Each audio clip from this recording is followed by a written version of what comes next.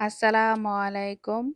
যারা ইলিশ মাছ অনেক বেশি পছন্দ করেন তাদের জন্য আজকে তৈরি করব ইলিশ মাছের চচ্চড়ি। ইলিশ মাছের চচ্চড়ি রেসিপিটা তৈরি করার জন্য আমি এখানে নিয়েছি দুটো ইলিশ মাছ। ইলিশ মাছগুলো কেটে ধুয়ে পরিষ্কার করে এক সাইডে রেখে দিয়েছি। এখন প্যানে তেল গরম করে পেঁয়াজটা ভেজে দিয়ে দিয়েছি টমেটো, তারপর দিয়েছি হাফ চামচের মতো জিরা, আর দিয়েছি রসুন বাটা 1 চামচ। তারপর ভালো করে ভেজে নেওয়ার পর দিয়ে দিচ্ছি মরিচের গুঁড়া, হলুদের গুঁড়া, জিরার গুঁড়া, গরম মশলা গুঁড়া, সবগুলো দিয়ে একটু পানি দিয়ে কষিয়ে নেব।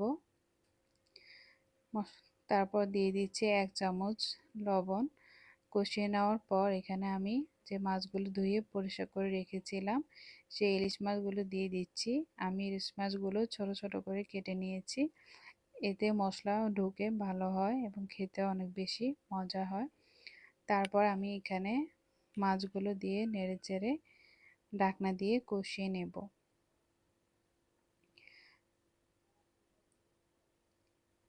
আমার মাছগুলো কষিয়ে নেওয়া হয়ে গিয়েছে। এখন আমি আবারও গরম পানি অ্যাড করব।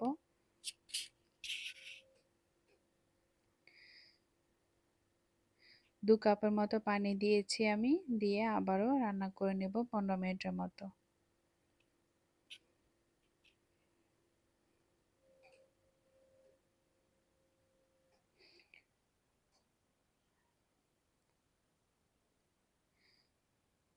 15 মিনিট রান্না করে নেওয়ার পর আমি এখানে দিয়ে দিচ্ছি আবারও 1 চামচ জিরার গুঁড়া, তারপর দিয়ে দিচ্ছি ধনিয়া ধনিয়া পাতা এবং সর্বশেষ দিয়ে দিচ্ছি 1 চামচ ঘি।